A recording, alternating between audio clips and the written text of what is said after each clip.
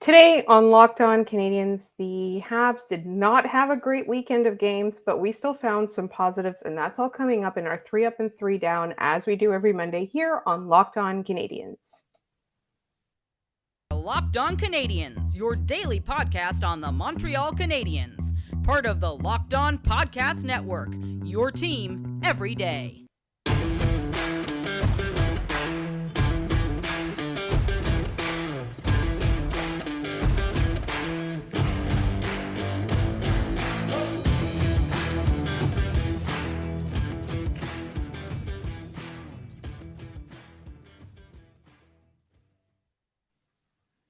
Hi there, everyone, and welcome to episode 706 of Locked On Canadiens, and thank you for making us your first listen of every day on any podcast network or your first watch on YouTube.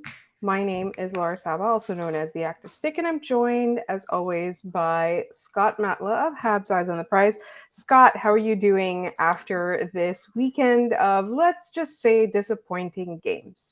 The funny part about this weekend is the Habs games stung, but not in a long-term way. The Rocket launched this season Friday and Saturday and threw away two very winnable games, and we're going to talk a little bit about them later on in the week once the Habs have a slight break in the schedule. So I'm doing all right. Wasn't a great weekend for football, soccer and American football, but you know what? My therapist says I shouldn't let that bother me, and Carly agrees. So we're going to move on from the disappointment of my Green Bay Packers fandom and into my abject disappointment. Yes, into more disappointment. The games, as Laura said, were not great unless you were Jake Allen, and we will have more on him later. But in both games, it felt like the Canadiens had strong moments, but not enough to build an entire 60-minute effort out of like they did against Toronto. I thought they started well against the Capitals, faded, had a little bit of a moment. Against Detroit, they got run over on Friday night for a period and a half and then figured it out. And it's a learning curve. And we'll talk later in the week about not having Matheson and Edmondson and everything, but there are growing pains, and I can't really blame them too much for the results. The effort's there in most cases, but man, a win every now and then does help a whole lot. So at least they beat the Leafs on opening night, I guess. Well, I mean, we are talking about a season in which we want a high draft pick. We want a low ranking at the end of the season, but we still want to see positives. We still want to see signs of growth. So it is a little bit early in the season. The Canadiens did play two challenging teams. I mean, Detroit is much improved over last year. And I think that the Washington Capitals, everybody keeps counting them out, but they're not out yet, right? Like they're not, it's not over for them yet. I think they're still a pretty good, pretty strong, pretty challenging team. And I thought that the Canadiens it's not that they didn't put up a fight. It's just that they don't have enough guns is, I think, the way that I would put it. And I think the back end is something that we need to talk about. But real quick before we get into specifics of the two games, we did miss our mailbag. There was a technical issue. We are going to answer all the mailbag questions that were asked in an episode this week. But we're also still going to have a Friday mailbag. So if you have mailbag questions that are sent to us, we will answer them in a midweek episode. We also wanted to talk about the Rocket that's coming up this week. We wanted to talk about the injuries that's coming up this week. But because it's Monday, we want to focus on the games that were, as well as do our 3 up and 3 down. I think the power play for me, and it's going to be a familiar complaint. I don't want to be gratuitous about it because we do talk about it a lot, but I do think that we're at the point now where the power play has to show some movement. Otherwise, Alex Burrows is on the hot seat. And for me, one of the biggest things is all due respect to Chris Weidman, who should be on the second power play unit, is Mike Matheson not being on the first unit, and he's a much better distributor than I think Weidman is hurting them a little bit. And for those who read the article at Habs Eyes on the Prize, I don't care to see Mike Hoffman on the power play anymore. He doesn't generate anything. He's not doing much, and I'm at the point that I'd rather see Slavkovsky on the power play at this point. I get that Martin St. Louis said he wants to integrate him and give him his time and his steps slowly here. But the power play hasn't scored this year. And outside of Caufield and Nick Suzuki, it doesn't look overtly dangerous. Dach and Monahan have their moments here and there, but they're not Dach is, but Monahan is not a long-term futures piece here. I'd like to see them tweak the power play lines a little bit. Let Slavkovsky be that guy operating along the goal line. He did that during the rookie tournament. He has the body to, be in front and screen people and distribute the puck still.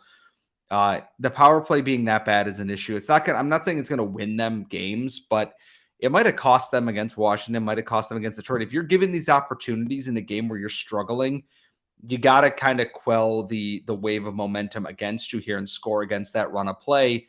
And it's not meant to be that's the only way they can do things, but the offense still looks like it's struggling to figure things out.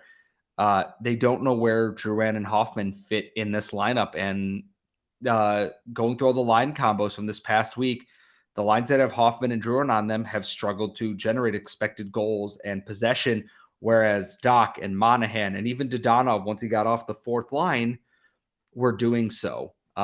It's going to be interesting to see how Martin St. Louis approaches this game against Pittsburgh, because real strong top line, really good second line. Can they win the matchup battle here and kind of win some of those lower tier things? And against Toronto, they did. Now they need to do that against, the Penguins. They didn't get to do that against Detroit. The bottom six on Detroit crushed them. Literally, Elmer Soderblom is 6'8". He's gigantic. We knew this season was going to be tough, though. And this is part of those growing pains. But 3 games in for some of the vets on this team, your evaluation period, it should be over. I don't see it. And I want to see some of these younger guys get a shot who are hungry to make an impact. They might lose, but they also might generate more and have those chances and learning experiences. And show some hope. We also will talk eventually, obviously, about Philip Machar going to Kitchener. He's not in Kitchener. Yes, Philip Machar is in Kitchener. He's in Kitchener. I kept thinking I was saying Kingston, and I knew it was wrong, but no, Kitchener. Sorry, everybody. I clearly have not recovered from my work trip, as well as all the renovations going on in my house. So we are going to talk about that a little bit later. And one thing that I do want to talk about real quick before we move on to our next segment is the Slavkovsky Ice Time. I want to use it as a shameless self-plug. I was on Habs Unfiltered with the lovely gentleman there. Blaine Potvin is actually one of my favorite follows on Twitter. Really, really lovely person. And I was so honored that they asked. And we talked about the Slavkovsky Ice Time thing. And one of the suggestions that the gentleman brought up, it was Matt Smith and Blaine, put him on the power play. We're talking about we need to increase his ice time. That should be an opportunity for him. So I'm glad that, on this side of the podcasting as well, we do there is a consensus that is a good opportunity for him to prove himself, play a little bit more, improve on the parts of his game. And, speaking of improving on the parts of the game, it is Monday. We are doing a 3 up and 3 down, and we will have the 3 down right in 1 second. But first, I want to tell you all about SimpliSafe. The numbers don't lie. In the last decade, over 4 million people have chosen SimpliSafe Home Security to protect their home. And you don't earn the trust of that many people without doing something right. At SimpliSafe, your safety is the only thing that matters. I know because I use SimpliSafe in my own home. They protect you with cutting-edge security technology powered by 24/7 professional monitoring agents who always have your back. And here's why I love it. I tend to do this thing where I will stay up late and watch the creepiest things ever, and then I will attempt to go to sleep, and then I will hear a noise, and then everybody in the house has to wake up because I am terrified of what's going on. But with SimpliSafe, I know that I have nothing to worry about, that it's all in my head, because with 24/7 professional monitoring, SimpliSafe's agents call you the moment a threat is detected, and they dispatch police or first responders in an emergency, even if you're not home or can't be reached, say you're on vacation and you want to make sure that your home is safe. It's a great, great way to ensure that your home is taken care of. SimpliSafe blankets your home in protection with advanced sensors for every room, window, and door. HD security cameras for inside and outside your home. Smarter ways to detect motion that only alert you when a threat is real. and even hazard sensors that instantly detect fires, floods, and other threats to your home. You can customize the perfect system for your home in just a few minutes at simplisafe.com/lockedonnhl. You can save 20% on your SimpliSafe security system when you sign up for an interactive monitoring plan and get your first month free. Visit simplisafe.com/lockedonnhl to learn more. There's no safe like SimpliSafe.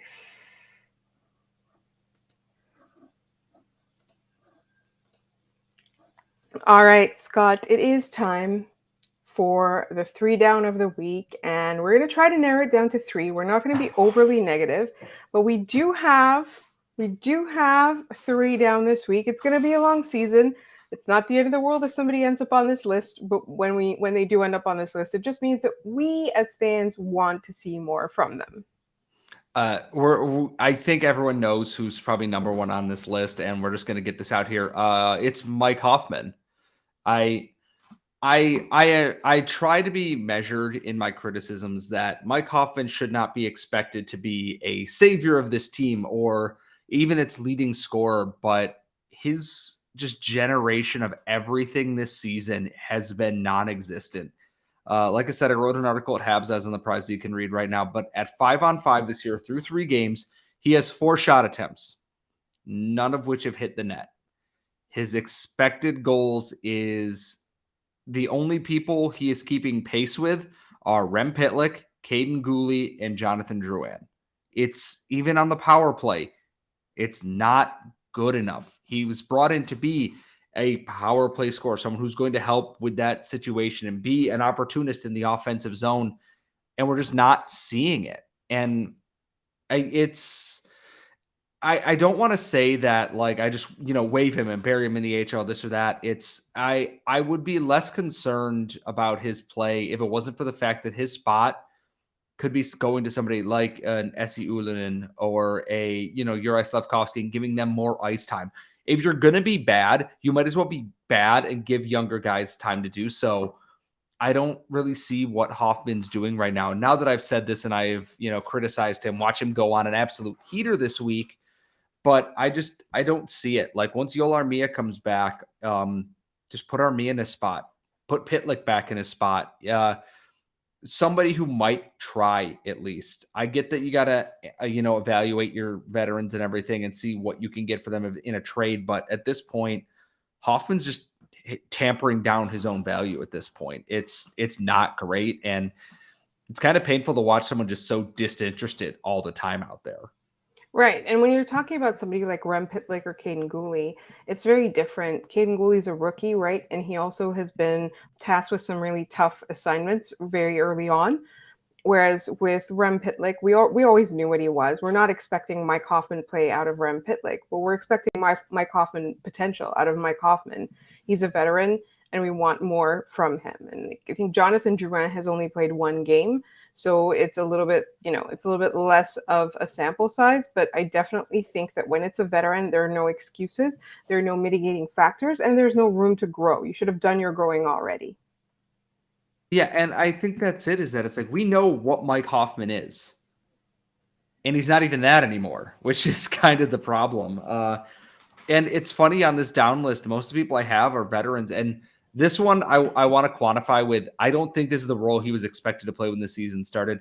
Poor David Savard's just not having a good time out there. Like he's playing so many minutes because the defense is so young and injured. And injured, yeah, which we will get to. He's playing top line competition, right? Yeah, and you can tell the foot speed's not there. Like he's trying, but man, he's overexposed at this point. Part of that is on the coaching staff. Again, you've got younger guys. Just let them play in that spot. He played 4 more minutes than the next closest guy in that Capitals game, and that's just not good enough. Like, I understand you want to kind of shield some of the younger guys a little bit, but sooner or later you gotta give them a chance. And Savard, again, we know what he is. He's not going to magically turn into, somebody else. And I feel bad for him because I think in a lesser role, he'd probably be perfectly fine. But he's being asked to play 20, 25 minutes a night, and David Savard can't play 20 to 25 minutes a night anymore. It's not in there, and it's it's tough, like, for a guy in his spot. That's why I'm not putting the blame on him. That's basically the only chance he had. So I'm hoping when the team gets healthy, David Savard can get bumped down the lineup for a rest because he needs it at this point. I want to say something similar to that as well. It's just he's playing against the toughest competition. He's playing the longest minutes. But my question is, if the pucks are going to get at the goalie anyway, if they're going to go into the net anyway, why not have rookies make those mistakes? Why not have rookies make those giveaways and learn from them, right? Like, the thing is, you're not risking much by playing a younger player there, because Savard, for everything that he is and for how much he wants to do, like, we criticize Mike Hoffman for not trying enough. Savard is trying, and that's the thing. It's like he has limitations. So why don't you put in there those people, those younger players that are going to be playing years in this league if it works out? Why don't you allow them to make those mistakes? Why don't you allow them to learn? Why don't you allow them to be the ones to get burned and learn? So I think that's definitely, like you said, it's on the coaching issue. So I am a little bit hesitant to ask you who your third down is, because I don't know if we're on the same page, and I feel like I'm going to be upset with yours. We talked about it in the first segment, which kind of spoiled this. I was going to put Alex Burrows as my third down on this list because the power play has yet to do anything. And sooner or later, the power play needs to do something, like literally a goal would help. And they're 0 for, I think, 10 or 11 on the season so far. For something you've had a long time to fix, your seat should kind of be getting warm underneath there, or you're going to get reassigned within the Canadiens coaching, hierarchy here. So, which I don't think is a bad thing, right? Like, maybe he's just better suited to other things. Yeah. Like, maybe Trevor Letowski is a great power play coach. Who knows? Like, it's really tiring though to watch it happen. Like, yeah, they can get the zone. Like, the entries are better. And then it's a hard pass and a hard pass and a hard pass and a hard pass and a shot that goes wide and a hard pass. And it's like, try something new. Anything. Just try something new. It's not the end of the world. I agree. All right. So we have done our 3 down of the week, and we're going to hop over and do a positive. We're going to do our 3 up. We actually have so many ups that we have to have 3 up and then 2 honorable mentions. And that's all coming up in just one moment here on Locked On Canadiens.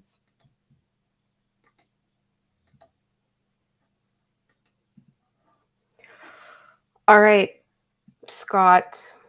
We didn't talk about the 3 down, but we did talk about the 3 up before, because we had so many that I wanted kind of to talk about it before so we could narrow it down. And we've decided that we have 3 up and 2 honorable mentions. Shall we do the 2 honorable mentions first?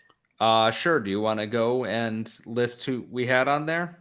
Right. So Caufield, who ordinarily would be an up every week, but because there were so many other people who were shining, we just wanted to just sort of drop that, Caufield is still Caufield and is amazing, and we love him, and he would usually be one of the 3, but he's just, by virtue of the others kind of impressing us, he's definitely the honorable mention. And then I had Kaiden Guhle, who, his underlying numbers don't look that great, unfortunately, but he has done a lot to step up on the ice. The way that he's played has been intense. The way that he's played is mature. The way that he's played is showing what he's going to bring when he's a fully developed defenseman. So I did want to have him as an honorable mention. And Scott, I know you have a couple. I think we agree on the 3 up, and I think that a couple of them were surprising, I'll say. Yeah, I did want to talk about Guhle for 1 second, though, because he has impressed me with his poise and composure under pressure in this. He's being tasked with a lot, and he's taking his bumps, he's taking his licks. Yes, his underlying numbers have not been where they are, but he and David Savard are getting shelled because it's he and David Savard out there, not Kaiden Guhle and Joel Edmondson, or Kaiden Guhle and Mike Matheson, in a situation that might play more to his strengths and help them work out. I think he's shown a lot of composure already, and a big fan. The first one, it's going to be Jake Allen. Like, Jake Allen has been just so beyond incredible in the 2 games he's played this year. He get the win against the Red Wings, but guess what?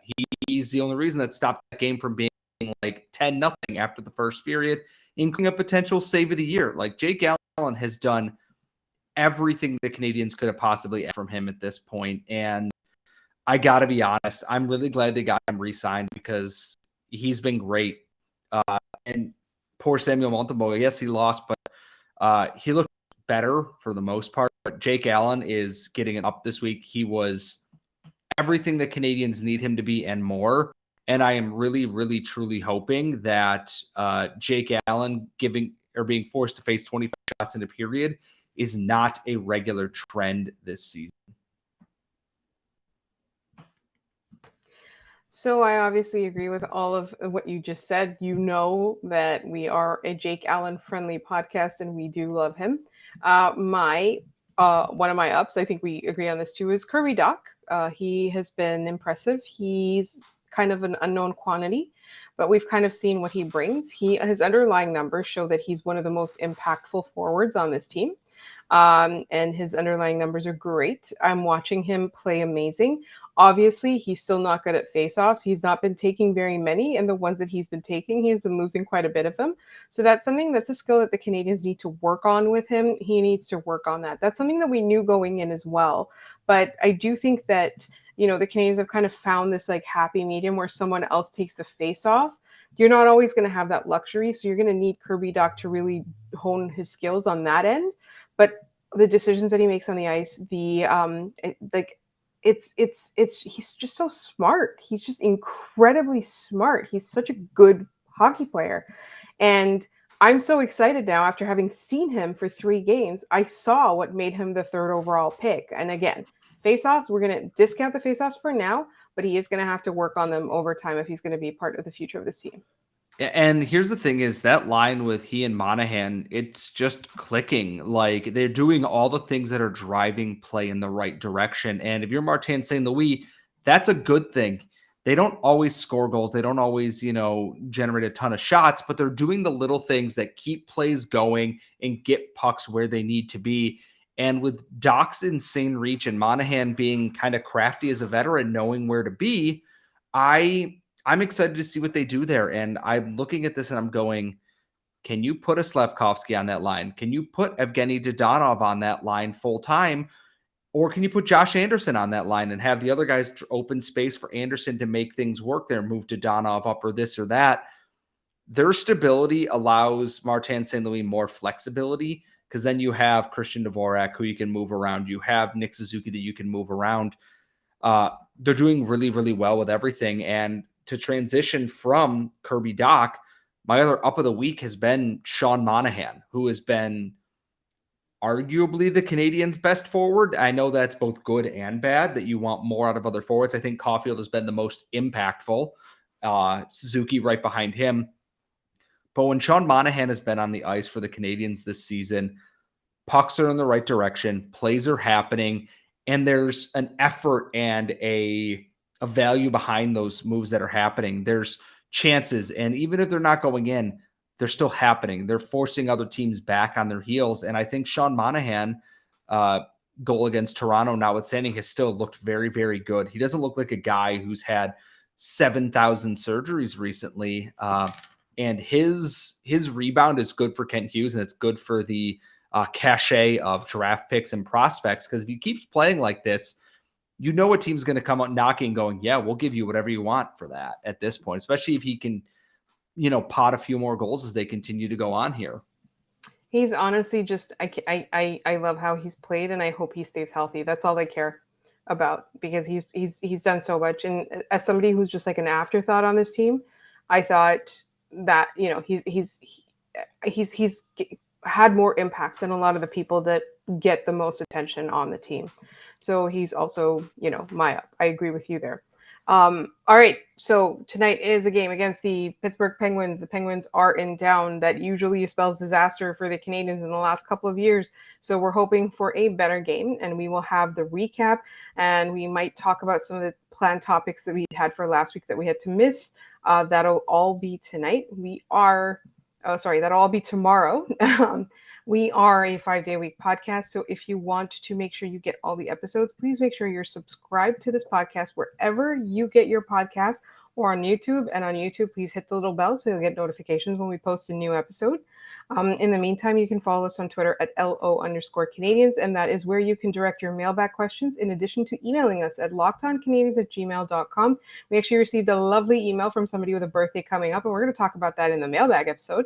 And in the meantime, also, you can follow Scott on Twitter at Scott Matla. You'll find me at The Active Stick. Thank you so much for listening, and when you're done listening, please check out Locked On Fantasy Hockey, because now is the time that you want to get ahead on your fantasy hockey rosters at the beginning of the season, and you want to make sure you make the best decisions up until the end of the season. Thank you so much for listening. We will be back tomorrow.